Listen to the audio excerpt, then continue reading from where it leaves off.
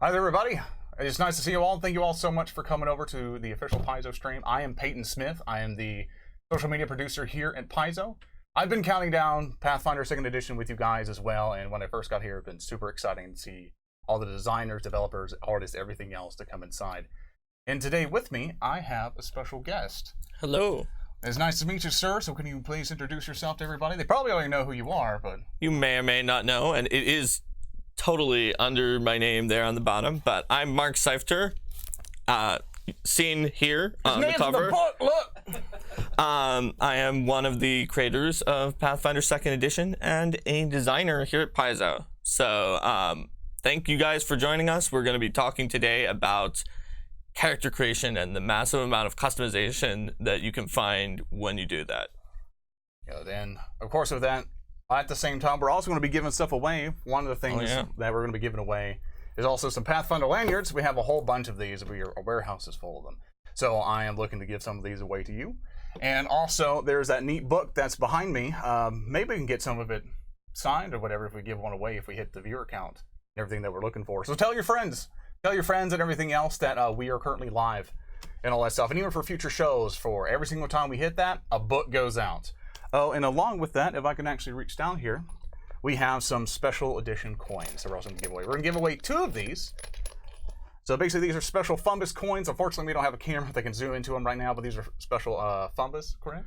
Yeah. That these you can only get at PaizoCon. We do not sell these. These are special edition coins that you can only get here. So we give them away 2 of those, some lanyards. And on how that works, by the way, is that we will be doing a giveaway on chat. Aaron, our PR manager over there, if you want to, you can yell. It's okay. Maybe you might pick up. Hello. Okay, he's over there helping out with the giveaways and stuff like that. So I greatly appreciate it if you say hi to Aaron and all that. So to make it clear about those coins, Campaign Coins is making a set of those Hero Point coins that anybody can get.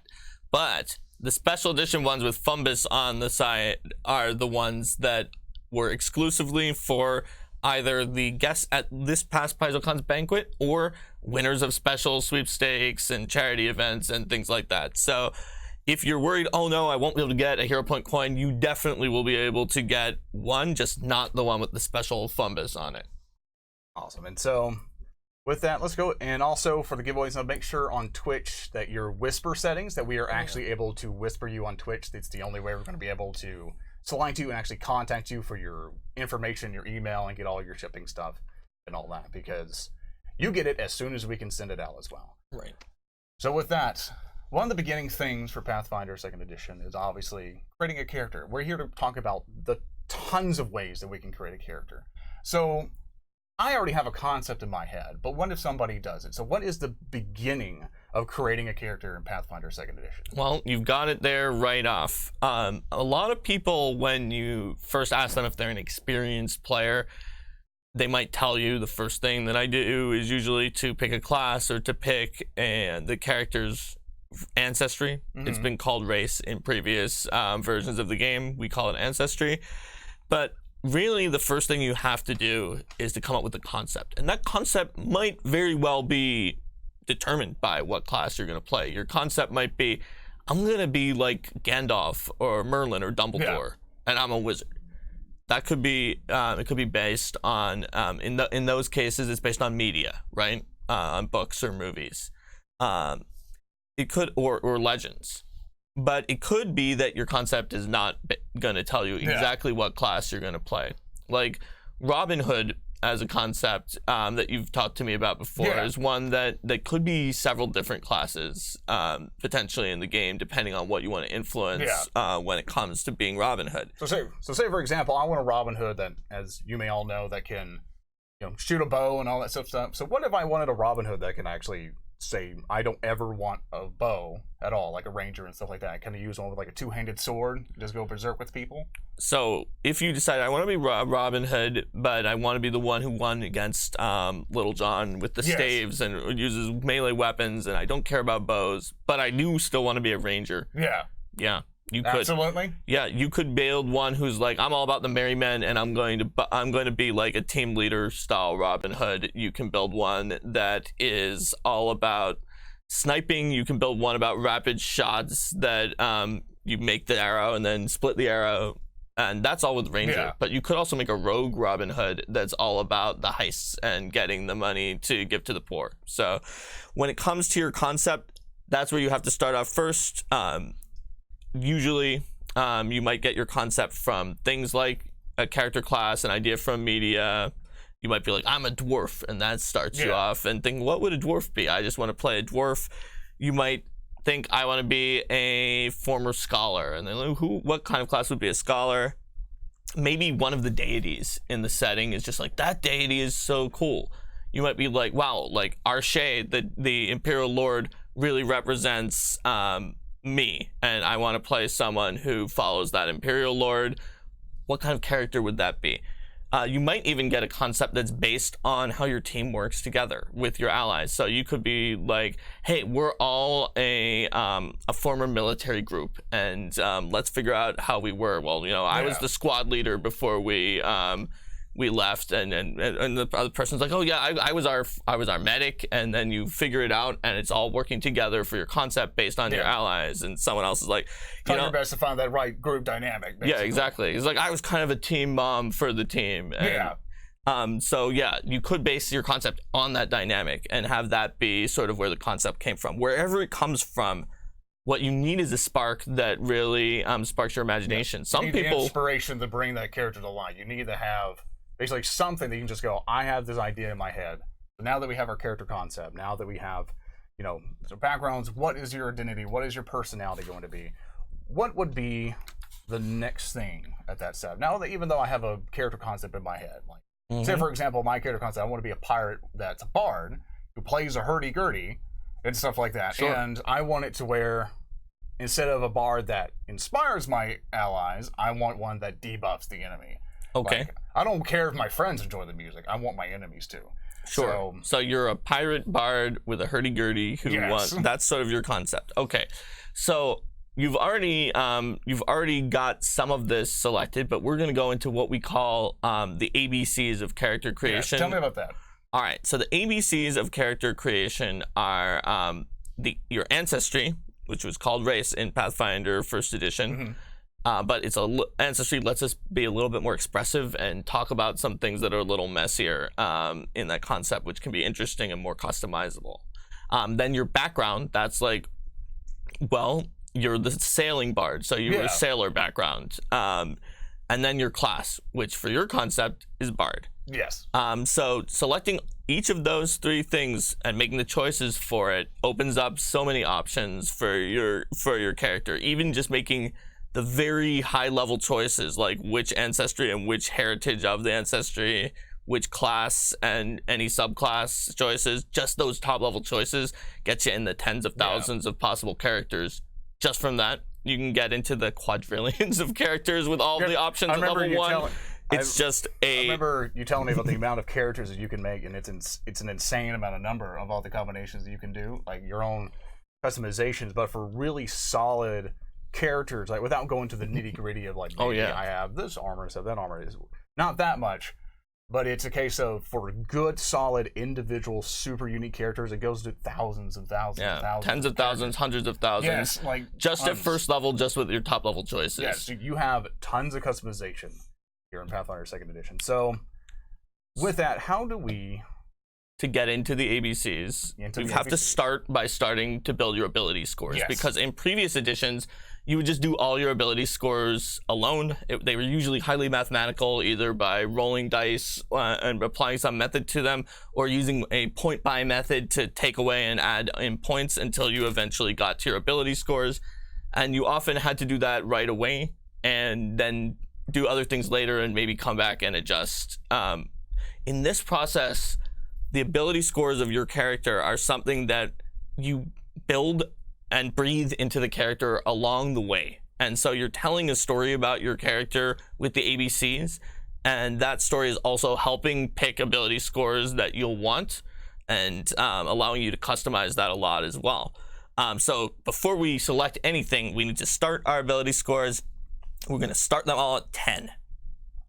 Along the way, we're going to gain boosts, which boosts our ability scores by 2. Flaws, potentially. We might not get any flaws. Those decrease an ability score by 2.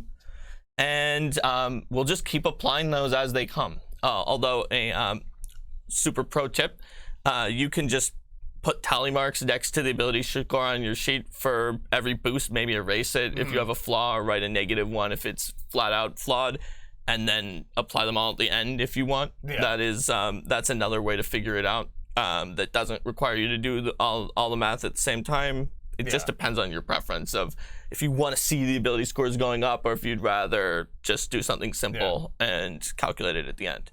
So that's just basically a very simple step. It's considered step 2, but it won't take long. You just start with 10. Then we go to the ABCs. So ancestry is next. So for people who don't know what the ABCs are, what does the acronym for A, B, and C? Oh, sure. It's what I said before when you asked me the last time. A is ancestry, which used to be race. B is background, and C is class. Okay, I just want to make sure for people hopping into the stream. Because they could be hopping in at any time. That's a good point. So now at this point, we're pretty much at the B's at this point. Right? We've made it to the A. Okay, we made it to the A's. So the next step is to pick your ancestry. So when it comes to your ancestry, we have 6 different base ancestries: the dwarf, the elf, the gnome, the goblin, the halfling, and the human in alphabetical order. Ooh, and there we have our very nice graphic from the book. There is a spread there in the creating the character chapter that shows you exactly what Peyton has just put up on there. It's got all of the ancestries and all of the classes with a little bit of a description of each of them.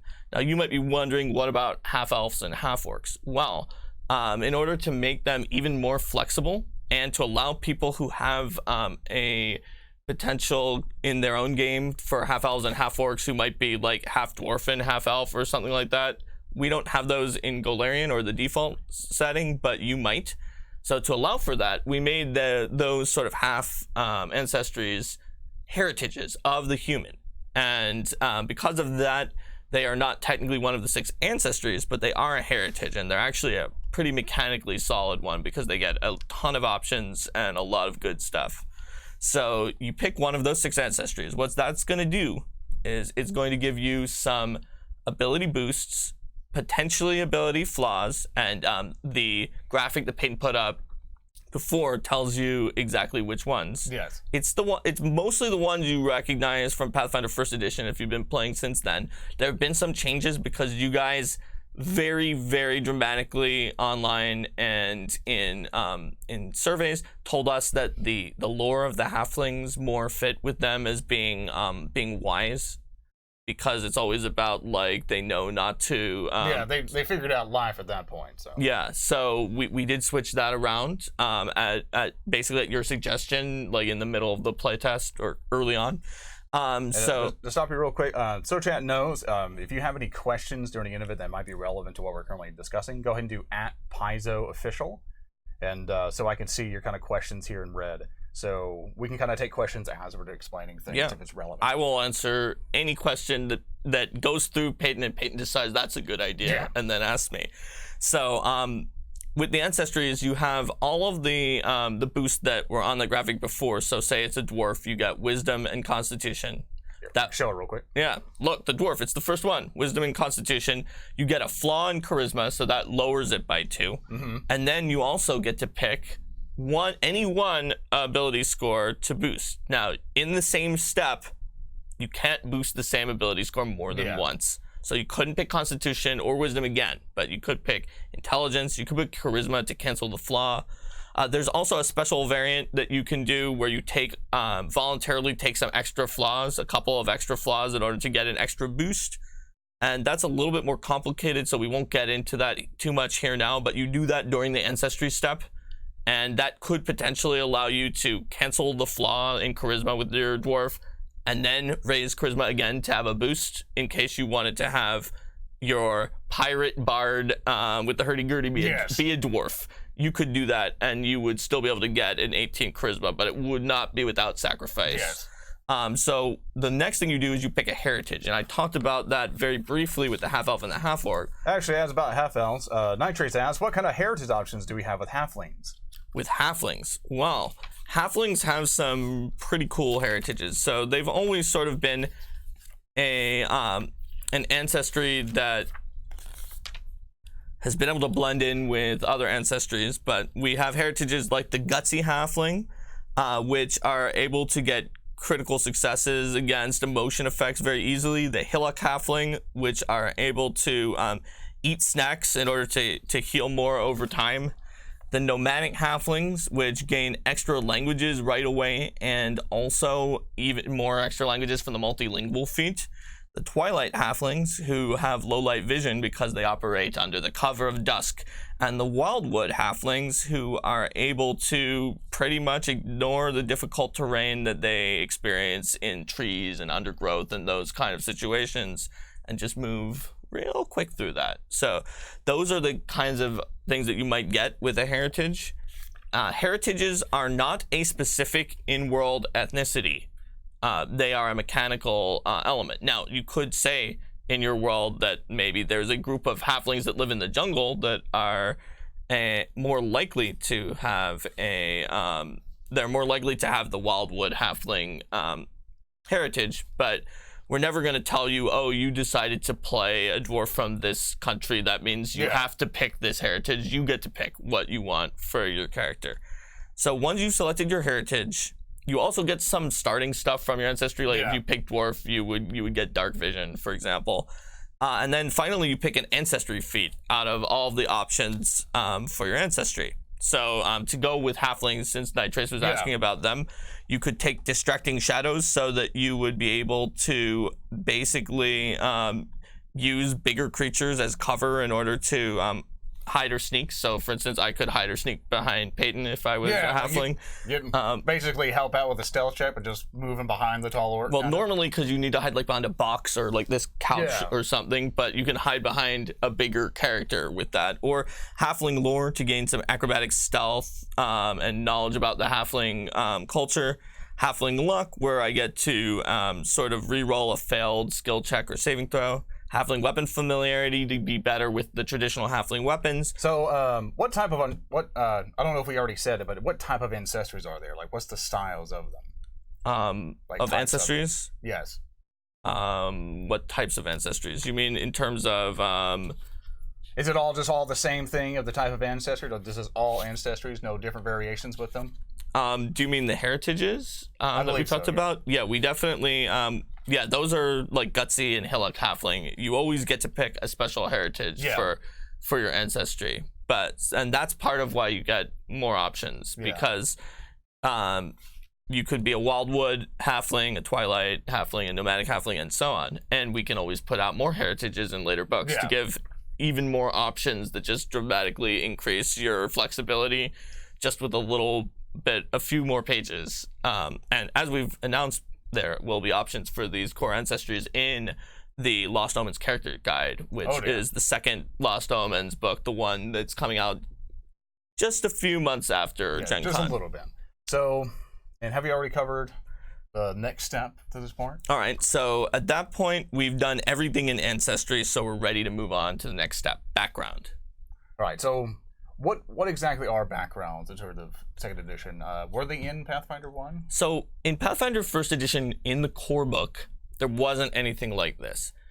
Later, there was an optional rule called traits that was trying to do the background, but the problem was that it wound up getting a few sort of very techie mechanical elements that were overpowered compared to the other options. And so it was like, well, if you want to go faster in combat, you were beaten as a child and you never acted out against it. And so that just led to like many adventurers being beaten as a child, and like all spellcasters training in the Minatan Archipelago in Tian Sha so that they could do overpowered meta magic and other unusual things that were maybe not exactly what we were hoping to do, from letting people pick whatever background they wanted with the traits. So the background is sort of a refinement of that, and Starfinder has a sort of a branch off of the background called themes that is kind of similar. With the background in Pathfinder 2nd edition, we tried to build it as much as possible so that you are empowered to take the background that fits with your character. You don't have to have trained in the Minatan Archipelago with every wizard. So instead, what this does is you pick how you grew up, and it's going to give you a choice of 2 ability scores to boost, and then boost any one you want. So as long as at least one of the 2 ability scores was one that you like at least a little, then you can probably be okay. Like, sure, if your character is a grumpy wizard with low strength and the choices were strength and charisma, yes, that background's not going to be great for you. But most backgrounds will be perfectly usable, even to have a strong, solid, and optimized character with any character other than the situation I gave. Once you've got your ability scores, you also get a skill that's related to the background and a skill feat using that skill. And then finally, the background gives you a lore skill that gives you some very specialized information that's based on that. So if you were a barkeep, you would have alcohol lore. And I think there's even a skill for like accounting as well, in case you wanted to. Accounting, yeah, I think so. Yeah, even so, if you even wanted to run a business or have a character running that or something. One of the things, real quick, Aaron, if you don't mind, let's go ahead and start the giveaway thing. Ooh. We're gonna go ahead and give away a Fungus coin right now. It's one of these special Fungus coins and everything else. So while the giveaway is going, so you know on how it works, you'll see in the chat it will say exclamation point giveaway to join. And further on from that, so as he's doing that, if you have any quick questions right now, I think someone wanted to elaborate more on ancestries real quick. Okay, what did they want? What kind of elaboration were they looking for? Unfortunately, because of all the giveaways now, they've now lost it. So your question is lost forever. Generating ability scores and everything. Actually, we're going to be answering your question very soon, sir. So don't worry. Okay. So great. back from where you left off. If you okay. remember what it was. So we just finished off with background. Yes. So we've got the background, we've got our ancestry. It's going to be, let's say it wasn't a dwarf in the end that you were playing with. Yeah, let's say maybe you were a gnome with a hurdy-gurdy. That seems like someone who would do that. So when you went with gnome, you had gotten 2 constitution and charisma, -2 to strength. One other free ability boost, maybe dexterity, so you can stay on the deck of the ship with your hurdy-gurdy. Then you picked your background. We said it was going to be a sailor. Let's look that up real quick, because we'll build your character just as we go. Just a little bit. It's easy. I wish we kind of brought a character sheet at this point. Yeah, so you were a sailor. You have to take strength or dexterity plus a free boost. The free should be charisma, probably because you're a bard. Yep. So we'll take dexterity and charisma. You're trained in athletics, sailing lore, and you're getting the underwater marauder skill feat, which means you can fight underwater without taking penalties. That's amazing. Because you're a pirate. Yeah, what if I fall in the water and there's a kraken underneath? I'm going to be able to fight that. Then you're going to have to release the kraken. So now we're done with background. And so at that point, you have 12 constitution, 14 dexterity, 14 charisma, and 8 strength. Yeah. And we're going to go into your class. And you already knew what it was. Yeah, I already wanted a bar, but let's say if somebody wanted something different. So, do you know off the top of your head how many classes there are currently? There are 12, that are available in the core rulebook? I believe there are 12. That's going to be... And just to show you the slide as well, I think all the classes are right there. Yeah, they're right there. Yeah, that's 12. And that's the Alchemist, Barbarian, Bard, Champion, Cleric, Druid, Fighter, Monk, Ranger, Rogue, Sorcerer, and Wizard. Success TV asks, is there a themeless background similar to Starfinder to allow characters to create something that might not be in the book? Or is there's so many that it covers the majority of the bases? I'm going to say this. There's not a themeless background because of the fact that Starfinder themes kind of needed to have those because there were very few of them and they had some very special stuff in them. So having a more generic one was easy and probably necessary. There are a lot of backgrounds in the book. We probably don't need that generic background, but so much customizability if you wanted to make, so. and honestly, the point of it is to get you to get some flavor and not just say, oh yeah, I have no background.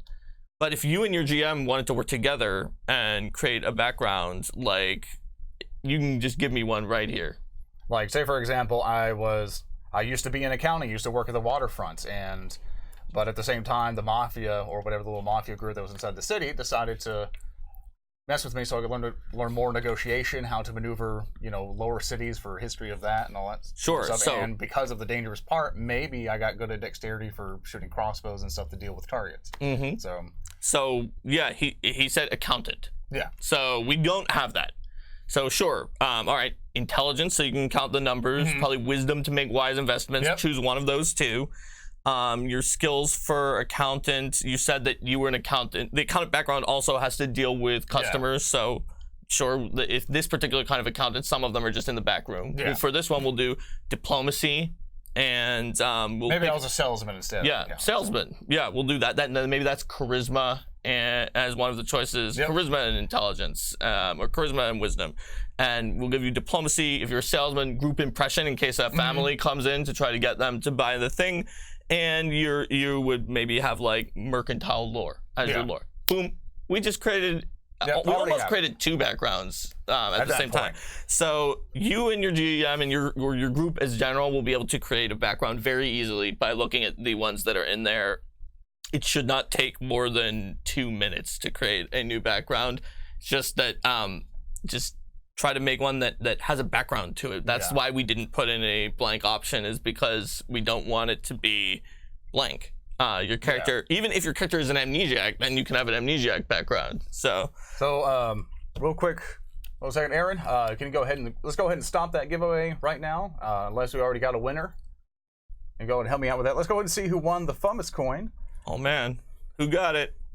Because that's one thing I want to see who won. And Barterock, you have won, man. So, sir, if you go ahead and write that down on our list there. Barterock got it. I know Barterock from the forums. Really? He's a part of our forums? Yeah.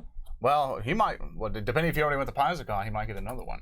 So with that, I don't know about that. Let's go ahead. We're already going to get that for him. So with that, go ahead and write this down. So make sure that I can actually whisper you on Twitch. I want to be contacting you after the stream to hopefully get your information so we can send this out to you as soon as possible. I'm going to go straight over to the people. And so from the next giveaway, once we enable that, it's not right now, guys. We're not. I think I enabled it. Okay, you already. It's okay. That's fine. We're going to go ahead and get another one. So go ahead and do giveaways and everything else. We're going to give away yet another one of these limited edition coins. So further on from that, we've already. Just so generous. I know, right? So at this very point, what is our next step? We're going to go into class. Okay. So you selected that you wanted to be a bard. So basically, this is the point where we pick one of those 12 classes, and in this case, it'll be bard. And for reference to people coming in, these are the available classes. And we're not going to make all of the bard decisions yet. We're just deciding that we are a bard. This is going to give us a key ability score, which is charisma, and we get a boost in that. So if you'll remember, you used to have 14 charisma, now it's 16. And all we have to do at this point is determine that we're a bard and that we're a level 1 bard and put in your ability score. We will come back to the other class choices later. So we're getting there. We're more than halfway through the steps. We're going to move on to determining your ability scores, because now we can finish the ability scores. Now, how is ability scores determined, though? Okay, well, we've been doing a lot of the determination along the way by collecting boosts and flaws.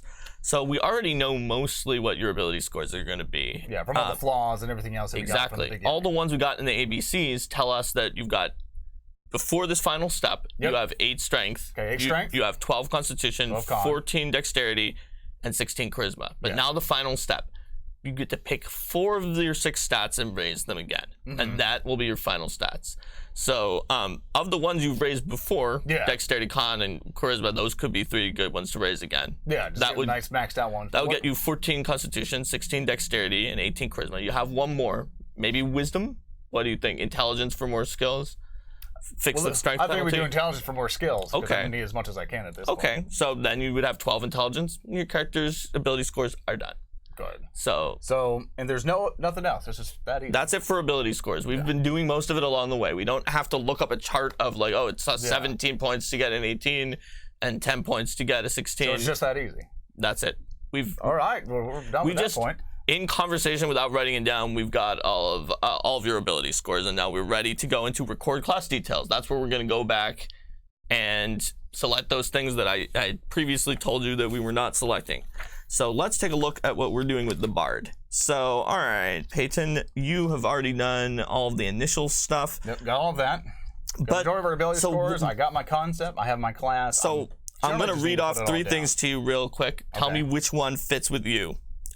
What's your muse? So first is Enigma. Your muse is a mystery, driving you to uncover the hidden secrets of the multiverse. If your muse is a creature, it might be a dragon or otherworldly being.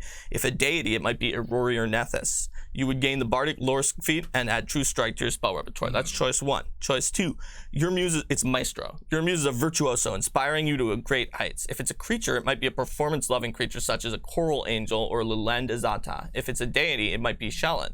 As a bard with a Maestro muse, you're an inspiration to your allies and confident of your musical and oratorical abilities. You gain the Lingering Composition feat and add Soothe to your spell repertoire. And finally, the Polymath. Your muse is a jack of all trades, flitting between skills and pursuits. If it's a creature, it might be an eclectic creature like a fae. If a deity, it might be Desna or Calistria. As a bard with a Polymath muse, you're interested in a wide array of topics, but rarely dedicated to any one, and you rarely make up your mind. You want to try everything. You gain the Versatile Performance feat and add Unseen Servant to your spell repertoire. Which one is your guy? I think go with the versatile one. The Polymath. And, all right, you're a Polymath. That gives you... Basically, whatever deity is, whatever to the deity who pretty much for death and everything else. Because maybe I might later down, especially in the shows later in the future, we're going to be talking about multiclassing in future streams, that maybe I might want to multiclass into something that could help me summon something. Maybe maybe I might, I don't know, become undead throughout the story. Maybe I just want to summon undead skeletons with my hurdy-gurdy. Okay, well, you could already summon like fae or weird like Lovecraftian creatures right with your now, music. Or? Really? Yeah, we could pick that. That's what we're about to pick. I think we can do it. But if you want, pretty much for if you want to worship Urgathoa, she is the goddess of undeath, and she does kind of believe in gorging yourself in gluttony, gorge yourself on everything that life has to offer, which sort of, even though it wasn't one of the suggestions, live as best as you can. It was not one of the suggestions, but would fit for a Polymath muse. So sure, you worship Urgathoa, and you might want to multi-class later. And now you've gotten your Versatile Performance, which lets you... Before you continue on, Locke has a question. Most classes have a choice to make at first level. Could you go in a little detail on why you decided not to do so for fighters and monks? I think basically for that, you always have a choice. Well, you always have at least one choice, but Jason answered this already in one of the panels, which is that fighters and monks are so versatile in how you build them that it would be too constraining if we said, oh yeah, you want to be a two-handed fighter? Sure, take that at first level, and now you're stuck being a two-handed fighter. Like, they're so versatile that they defy categorization. So they get a bunch of stuff at first level instead of getting some of it from their subclass. Like if you're a monk at first level, then sure you don't get a subclass, but you do get Flurry of Blows, an incredibly powerful activity that attacks twice for one action. Powerful Fist, which gives you more powerful attacks, as well as you start out with Expert Proficiency in Unarmored, and no other class starts out with Expert Proficiency in any armor-related ability. And, Expert in all 3 saving throws. So you get the stuff. It's just that we didn't want to shoehorn you into, for those 2 in particular, because they're all about broadness and following your own path. Yeah. And like in the Pathfinder setting, Rory, the god of monks, says you must create your own path to perfection. So it's actually for versatility that we did that. All right. So at this point, we're putting all my character together. We've been putting your character together. We're almost there, and you've sort of told me this. So I'm not going to pick your cantrips because sorry, Peyton, I just don't care enough about them. Why don't you care about my awesome character? I don't care about your cantrips enough just because of our time constraints, but we will pick your first level spell. So give me an example of a first level spell that we could choose. All right, so you get 2, and you already have Unseen Servant, so Summon Fae might be a good one to choose because you want to be able to summon things. As much weird stuff. You can get Summon Fae. Possible. You might. I know you don't. You want to debuff people, so maybe not Soothe, which is an amazing healing spell because I don't want to heal my friends.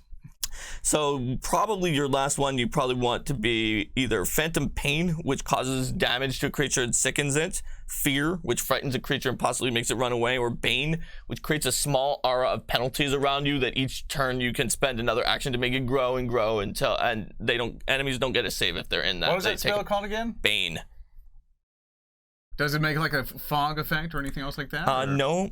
It just is it's an area right next to you where they take a -1, and each turn you can spend an action to grow it until it gets huge, and all the enemies in it take a penalty on their attacks and against fear.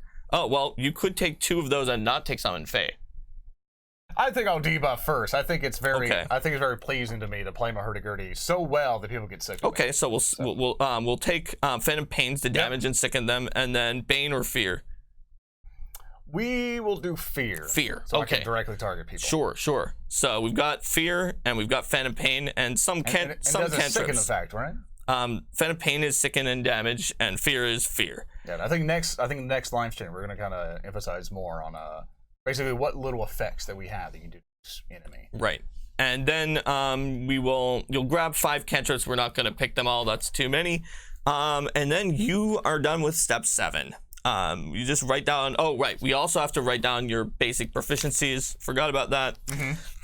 Those are in your class details. You are trained in fortitude and reflex. You're an expert in will saves and perception. You've got to be able to hear the sound of the music correctly. Perfect pitch. You're a bard. You also are trained in occultism, performance, and thanks to your intelligence bump, 5 additional skills, which is quite a large percentage of the skills. That's good. So you would pick 5 skills at this point. Let's not, but you would. And also athletics from being a sailor. Really? Remember, when we picked the background, it said you were trained in athletics. So actually, you have occultism, performance, athletics from the background that said athletics, and then 5 additional skills. So I'm not saying too much. I'm actually more fascinated listening to you create this character because, like, I've gone through a lot of tabletop games throughout the time, and this is probably the easiest time I've ever had making a character. I believe you haven't created a character yet in Pathfinder 2nd Edition, so... This is kind of the proxy of it, but just going through all this, like, there's tons of customization. So yeah, you got athletics here in Sailor, so yeah. I have customization. I know that my first level character can still branch off into something fantastic and amazing. Oh yeah, you could totally take some Cleric of Urgathoa later on. So you're also trained in simple weapons, longsword, rapier, sap, short bow, short sword, whip, and unarmed attacks in case you need to. Because you need to punch somebody. Plus, bar fights. I'm a pirate. So plus, you're trained in light armor and unarmored defense, and of course, in your occult spell attacks and DCs. Because as a bard, you use occult magic. That is the magic that combines mental essence. So that's the essence of rational thought, but with spiritual essence, which is the sort of spooky stuff that creates your metaphysical being, rather than the stuff that's in the world you can see. So that wizards are the ones who try to use mental and physical, and they just categorize the world like scientists of magic a little bit. The bards collect weird lore and stories, and they try to quantify things that are inexplainable with music and through tales and other things like that. So they're the occult spellcasting class out of these 12. So at this point, our characters basically done at this point. Yeah. We just jotting it all down. The only thing we have to do after this, which I will go through in rapid succession, is buy your equipment, calculate the modifiers based on which things you were trained in. You would then add your level +2 plus the ability modifier. And although we can't 100% show you the book, all of it's still detailed in here for you. So. It has a big number 8 that says buy equipment, and there's you might have seen it in my blog there, and actually I think Peyton has a graphic of it. There's a character sheet that it is a mini character sheet that just has little numbers on the character sheet that even shows you oh no, the slideshow was stuck, but it even shows you where on the sheet you need to write things down for every step. So in reference of that, we can actually get more detail what we're doing. Aaron, you can all go ahead and post in the blog here on chat, and also the giveaway hasn't stopped already. Go ahead and stop the giveaway and we can see who won the next bonus coin. And he has actually all the character sheet and everything already detailed in his blog. Yep. And everything else. And it'll show like a little number. And Statler97, congratulations, man! You won yourself a famous coin. Go ahead, make sure I can whisper you on Twitch and everything else, so I can get your information, email details, and everything else. And I think we go ahead and just start another giveaway, I guess, for one of these lanyards whenever you're ready, Aaron. And after you write down his name, maybe he already started one. Maybe did he already start one? He did. There we go. Let's go. Make sure it's correct. Well, this giveaway right now you're going into is for the lanyard that he just activated. It's just fine. Right. It's all right. But, so yeah, we buy your equipment. You calculate the numbers based on everything you made, and it's just very quick, simple. Your level +2 plus the ability score, and if you didn't get trained in it, just the ability score. Hope that's going to be enough for you, buddy. And then the very last step is the only one I'm going to talk about more than just sweeping past it, because we're going to do our finishing details. Okay. So we're going to finish. Now we make the last few choices. So alignment. Yeah. So your character's muse is a neutral evil deity. Yeah. You don't have to be neutral evil to have her as a muse. You could be inspired by her philosophy of gluttony. Yeah. So I could technically be like a lawful good character and still be with her, or is that a restriction? You would not be able to be a cleric of her. If you wanted to later multi-class cleric, you would have to pick and it's in here in the book, you would have to pick one of her accepted cleric alignments. Okay. But if you wanted to be a bard whose muse was Urgatho, you could be lawful good. Maybe she's trying to corrupt you, and that's why your muse is Urgatho. That's fine. But if you want to be one of her clerics, it says here. Except if I wanted a multi-class declare to get some. Yeah, you would have to be one of the evil alignments if you later wanted to be a full cleric of her. Even though, she has gateway cults that sometimes are just all about eating food and not the undead and eating people. But she eventually does want people to do that. So her doors are open. Her doors are open. So you would pick your alignment. What do you think? Neutral evil? Yeah, let's do neutral evil. Okay. So you don't care about my friends that much. You're a neutral evil bard. So according to our description there with alignment, then generally that means your character is willing to victimize others for your own gain. Mm-hmm. You might not be sadistic and just kill people for but if you can get something out of it, you'll victimize other people. And when it comes to law and chaos, you recognize that sometimes having like a schedule or a strict way of doing things can help, but that when it doesn't suit you, then you also abandon it. So you don't really care too much one way or the other. Not worried about that. And that would make you neutral evil. So they're basically like sociopaths a lot of the time. Perfect for a pirate character. All right. And you could change your alignment later during play if your beliefs change, or you realize your actions reflect a different alignment. It's fine. And your deity, you already know. Actually, well, technically, you could have a muse that's Urgathoa, even if your deity is not Urgathoa. But it sounds like your character's deity is the Palette Princess. Yeah, and I got an amulet for her and everything else. Great, yeah. During step 8, the one that we skipped, you could easily have gotten her religious symbol. And then your age, you would put down an age for your gnome character. So also gnomes really make sense with now that I remember it, with the polymath muse, because they actually die if they don't experience a lot of different new experiences all the time. They get something called the bleaching. But if they do, they could live theoretically forever. It's just eventually they always bleach because of new experiences. So you'd pick an age, your gender and pronouns. What gender were you thinking for your bard? Male. Male. Okay, so male, he, him. And quick question, Jan had an interesting question. Are evil spells still a thing, and do they affect your alignment? So evil and good and lawful and chaotic spells are a thing, and it absolutely can affect your alignment. Or at the very least, if you're following a good deity, you should not be casting evil spells. However, it is also the case that, like, let me make sure of this, but I'm pretty sure that like spells that just give you protection from an alignment are not randomly. Yeah, they don't randomly have. Oh no, I guess it does. Well, shoot. So yeah, if you're protecting from evil, it gains the good trait, and vice versa. It looks like. So there are spells in there. They're usually not common. That relate with alignments and gain the other traits, and they are definitely it definitely is a good or evil act if you cast a good or evil spell. They're unlikely to change your alignment on their own, but certainly they can change your alignment over time if you're using them flagrantly. So overall, our character's done, and we're going to kind of start bringing it down a little bit. Let's go ahead and go to more Q&A questions. I thought we would have more time in between to go for it, but I got so fascinated, and we were going through a lot of information at this point. Yep. So, chat, I do apologize for ignoring you and everything else. So let's go ahead and answer some questions and stuff like that. So if you do have a question, do @officialpaizo at us. And before anything else, Aaron, if you want to go and close that giveaway, let's see who won one of these. And Caneblade83, congratulations, man. You won yourself one of these awesome Pathfinder 2nd Edition lanyards. So go ahead and write his name down. Make sure I can actually whisper you on Twitch, go through your settings, and make sure I can actually contact you. And I don't know if we hit our viewpoint yet. Oh, we got really close. Remember, next stream, you have chances all throughout the schedule to try to bump up that viewer count so we can give away some of these bucks. So one of the questions we can go ahead and grab. Let's go ahead and go by through here. Everything else is it likes to go extremely fast. So can we get some examples of the feats monks and or fighters have to choose at first level? Well, if the slideshow was working, you would have them. Yeah, But, like unfortunately, it's. Oh, wait. Here we go. Wait. Infantry background. Okay, there's some of the monk feats, it looks like, and then you have another slide with more monk feats. So there you go. There were a bunch of monk feats. There's some in the blog and everything else that you can go ahead and take a look. That's a good percentage of them for fighter, and let's give them some fighter ones though too. So for fighter at first level, you might choose double slice to make 2 attacks, one with each of your weapons.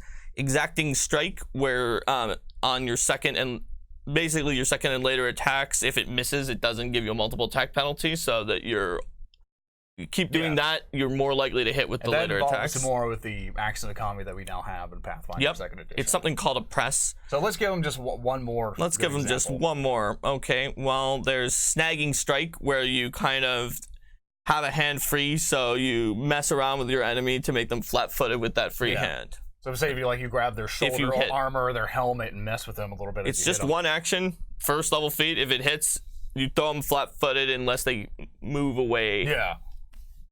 All right, so next question we'll go ahead and grab here. There's a whole bunch of you. I'm so glad everybody came over today. Thank you guys so much for making one of my first streams with a whole bunch of people. It's still an absolute pleasure to meet all of you. So let's see. Let's go. If you want to grab one, actually, I'm gonna let me see. Go screw here. Let's see here. It's gonna be a little bit hard to grab because there's a lot of you here. Okay, let me see. Maybe this one. Will alchemists still have poisoning options? Have the rules changed on their applications? From Pro to H.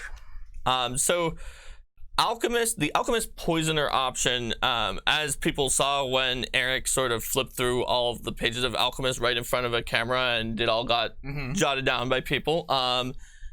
The poisoner subclass for alchemist, the poisoner research field, is one that we removed because of a combination of factors, including, but not limited to, their popularity, as well as the ease of giving that concept while having enough space for all of the other alchemist feats that we wanted.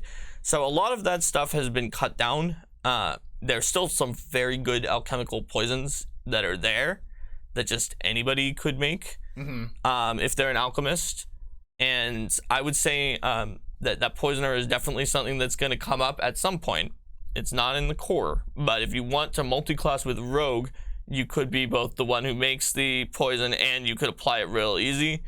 Otherwise, you could give it to your team rogue, or you can just do something else to involve yourself with that. But there's some very good poisons have gotten some buffs, and they on a critical success or a success, you put the poison in them, and on a regular failure, it doesn't go away. Yeah.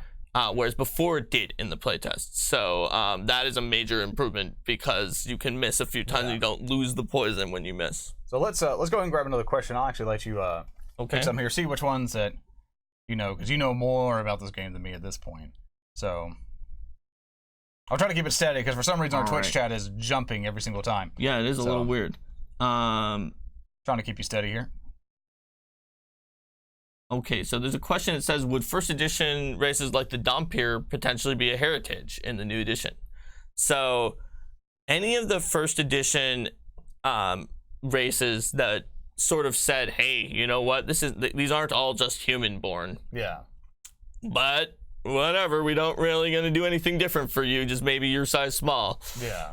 All of those are something the heritage system makes way easier and more interesting, because you could absolutely make a gnome who has a Dhampir heritage if we did that, and then you would be a gnome, your heritage would be Dhampir, and you can get the Dhampir feats of like, yes, I am part of Empire. Yes. And you know what? That would be a good. We forgot to pick the heritage for your gnome pirate, but we can quickly flip. Quickly flip to it. Dhampir is not a choice, but that would be a good one for the goddess of undead. So yeah, if I want to get more undead kind of area. Yeah, but we can quickly flip to it. Let's go ahead and grab. Yeah, grab me another question while I'm getting to the gnome. Let's see. All right, I reached it. I think I know which one you would want. The Umbral Gnome with a connection to darkness and Shadowy Fae that gains dark vision. That'll do it. All right. All right, let's see here. Someone asks, is generating ability scores by rolling dice still supported as a variant at least? Yes. There is an ability score die rolling variant. Basically, what it does is at each of these steps, it removes some of the free boosts that you would get at those steps, and then you wind up rolling 6-sided dice in order to generate some starting values, and then you apply all the steps the same way as before. It's just it tells you, hey gang, hold on a moment. You get 1 free fewer ability boost than normal. But basically, so everyone knows, in the section there's a whole sidebar. We have an entire section for that exact thing if you're worried about that. And if you prefer that way, so I know some people like to make hardcore mode of roll 6, take the highest 2. Roll 6, take only the highest 2? I've played a game like that. I've never seen that. I've seen roll 4, take the highest 3. That's very common. In fact, is the default in PF1. But roll 6, take the highest 2 is pretty hardcore. I've played it, and it's brutal. That means that you would, on average, only have. Well, no, it would be better than 7 because it's the highest 2 out of 6. But it would be at most 12. It's like everybody was a leper at that point. So wow, that's interesting. But you could do that. Our default is 4, take the highest 3. And then you apply a weakened version of the ABC process. You don't get the 4 free boosts at the end. You get fewer free boosts. And it averages out to about the same either way. It's just that you can do it randomly if you want to use dice. Yeah. So let's go ahead and grab ourselves another question here. Sure. And let's see here. Something that we can answer. If you want to help me out here, if you see something that you find super interesting. I know the Leshy are coming later in the Lost Omens character guide. Any small spoilers for loyal Leshy fans? Well, let's see.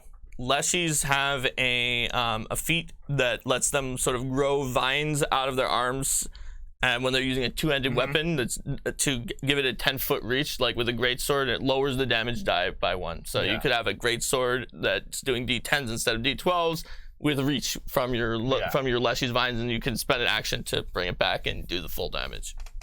So let's see. Are there going to be non-magical weapons that are better than the default weapons from Mooseboy 2000? All right. So in the playtest, there were non-magical weapons that were better than the default weapons, and it was sort of subsumed by the magical plus. Yeah. I tried very hard, and we tried very hard to see if we could do something with a distinction where, like, say, all of the accuracy boost was from the quality and all of the damage was from the magic or something like that.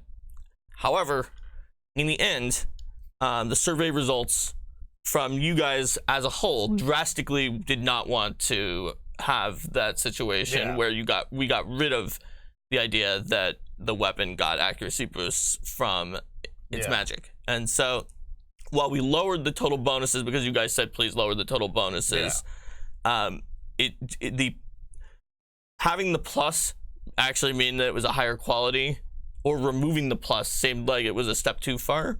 So we will have a variant for that in the game mastery guide if you want the accuracy to come from quality, but in the core rulebook it does not. However, you do need to be an expert master or legendary smith to make those. It's just not called an expert master or legendary sword. All right, let's go ahead and pick ourselves another question here. Okay, let's see what we've got. Let's see what we can do. Has the Ranger been changed much from the playtest? Yes, the Ranger has gotten, I think, maybe had the most additional pages from the playtest because it was one of the ones that was short in the playtest, and so it got tons of pages of content. The Ranger now has a lot of feats that you do not recognize from the playtest. So it has Animal Companion, Blind Fight, Camouflage, Companion's Cry, Crossbow Ace, Deadly Aim, Disrupt Prey, Distracting Shot, Double Prey, Far Shot, Favorite Enemy, Favored Terrain, Greater Distracting Shot, Hazard Finder, Hunted Shot, Hunter's Aim, Impossible Flurry, Impossible Volley, Improved Twin Riposte, Incredible Companion, Legendary Monster Hunter, Legendary Shot, Lightning Snares, Manifold Edge, Master Monster Hunter, Masterful Companion, Mature Animal Companion, Monster Hunter, Monster They Warden. gotta buy the book at some point. Penetrating Shot, Perfect Shot, Powerful Snares, Quick Draw, Quick Snares, Running Reload, Scout's Warning, Second Sting, Sense the Unseen, Shadow Hunter, Shared Prey, Side by side-by-side, skirmish strike, snapshot, snare specialist, specialized companion, stealthy companion, swift tracker, targeting shot, terrain master, to the ends of the earth, triple threat, twin parry, twin riposte. Take a break, I got you. Twin parry, twin riposte, twin takedown, ubiquitous snares, ultimate skirmishes, warden's boon, warden's guidance, warden's steps, and wild empathy. That is what they have. I didn't want you to run out of breath. All right, so any of those that you don't remember from the playtest are new. Okay. So, all right, so chat, keep some questions going. Everything else the chat's going by. How viable will a powers focused sorcerer be? Could we make an all-day blaster with their free refocusing? So I would say that if you wanted to have a powers focused sorcerer whose main shtick, and so let's say you're super high level and your main shtick is, I'm gonna blast 3 times at the beginning of each fight, is blast with my power, blast with my power, blast with my power, and I'll mop up with cantrips at that point. Yeah.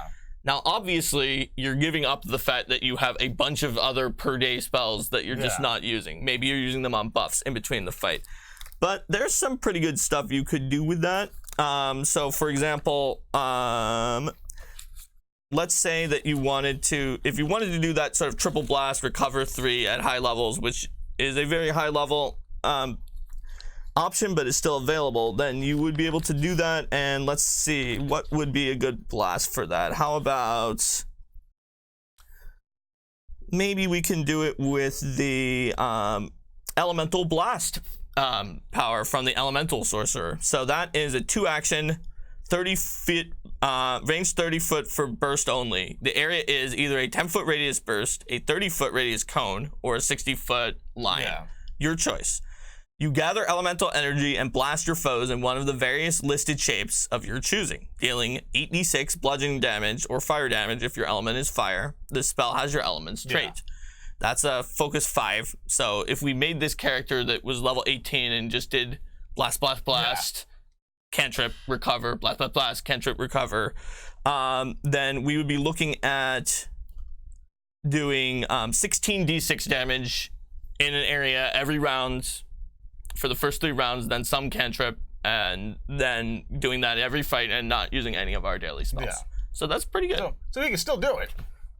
So with that, let's go ahead and grab a few more questions. And Aaron, just to make sure all of our giveaways are done, correct? Awesome.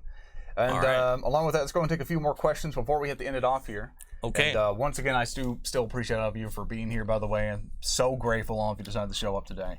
All right, so let's see. Let's go ahead and grab another question from our handy device. So are there feats that help with a monk who wants to be a tank for their party? Well, there sure are. Not only are monks already inherently one of the best tank classes after maybe only the champion, because of their great saves, they're very solid AC. There's a bevy of different stances and other abilities that are going to help you take a beating. There's crane stance, that's just going to give you more AC, and once per round, even more and more AC. Yeah. And let you sort of leap around and with extra long jumps. There is mountain stance, which you see in the blog, which allows you to not even have that much dexterity and still just, your stance gives you this massive status bonus to AC.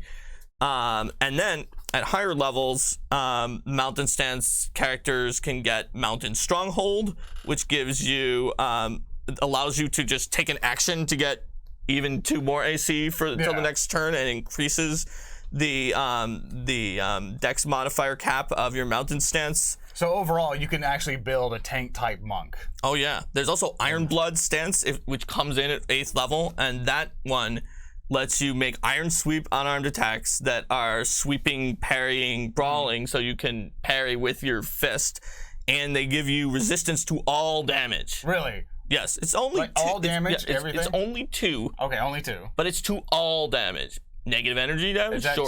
Fire damage? 2-action thing? It's a 1 action to enter action? the stance, and then you're in it for the rest of the fight. Okay. And resistance increases as well. But when it starts out, it's at 2. So if the enemy hits you for 12 damage and also 3 fire, The 12 bludgeoning goes down by 2. The 3 fire goes down by 2. It's very tanky. Chad had, for possibly our last question here, they want to know more about wizard thesis and to more thesis and specializations. Is that something we can touch on? Sure. Let's talk about wizard theses. That's something that you get at that you have to pick at first level. So when we were doing the playtest, you guys all picked wizard as basically the second most powerful class in the entire playtest after the cleric. Drastically above most of the other classes. Fighter was kind of close. Yeah. But also, you said it was the least interesting class. So we realized then that the school specialization from previous edition was not enough. It was not enough. So we needed more. Yes, we needed more. And we realized, we said before, wizards are these scientists. They're of the world. They try to write about magic. But we've always sort of, if you're an evoker in Pathfinder 2nd edition, other than your feat choice, and someone else builds an evoker, you're that. Your magic schooling was exactly the same. There were sub-schools eventually, but there are only a few. With wizard thesis, we're saying every wizard also has to have a unique thesis that they write to graduate and to be considered a full wizard that makes them a little different than the other evoker down the lane because, we're both evokers, but you had the improved familiar attunement thesis that says you've long held that fine-tuning the magic that bonds wizard and familiar can improve the mystic connection compared to the safe yet generic bond most wizards currently use. You've formed such a pact with your familiar, gaining more advantages from it than most wizards. You gain familiar feat for free, and your familiar gains an extra ability and another extra ability at levels 6, 12, and 18. Your connection with your familiar alters your arcane bond class feature, so you store your magical energy in the familiar. So you might have that. And then I might... Actually, if I could touch on it real quick, someone did ask a question about familiars and stuff like that, like familiar creation and stuff. Do we have anything for that, or is that something we talk about later? We do. That is something that is one of the class options. You theoretically could have it at first level, as we've shown here. So it is one of the class options is to have a familiar, and basically, rather than be like, well, sorry, we haven't published a penguin yet, so you can't have a penguin. We created a system that lets your familiar basically be whatever you want. It's usually an animal, but you know what? If yours wants to be an imp, sure. The one restriction is that there's certain special abilities like flying that it can select each day. And if you've picked something like an imp that has to always be flying, you need to have enough abilities for the things it needs, and then you can't change those because it's an imp. It's always flying. So you basically, it's ultimately flexible familiar. You want a little mushroom guy? You could. And some of the familiars are leshies, and they specifically are plant creatures. So you create the familiar you want. You select between familiar and master abilities each day. So with that, unfortunately, we have now finally run out of time. So sorry, guys. Yeah, so I apologize. I'd like to thank you all so much for making my first stream here an excellent stream. I'm so grateful for all of you being here. Unfortunately, we did not hit our viewer count, so that book's just going to have to stay there for now. But maybe come back next stream. Next stream should be on Wednesday at 1 p.m. I'm sorry, I'm still stuck in Central Time Zone. Oh no. Like 1 p.m. to 2 p.m. Pacific. We're on, right? We are Pacific. All right, and basically join us there on Wednesday. I'll be here with Mr. Bonner and talking about pretty much playing the game. Like, how does focus spells work? How does magic work? How does all this that we now have work together on a mat, and how do we actually play the game? So with that, thank you so much, sir, for being with me. Thank you so much for being my guest. Thank you, Peyton. Thank you so much, Aaron, for being in the back. Aaron! Helping out with the giveaways, everything else. Congratulations for those of you who have won the items today. You're a winner! Ha ha ha! Right after this, I want to go ahead and start contacting you guys, get this all settled in for you, get you your funds, coins, everything else. So with that, thank you all so very much for joining me, and I hope you all have an absolutely amazing day today. Bye, everybody!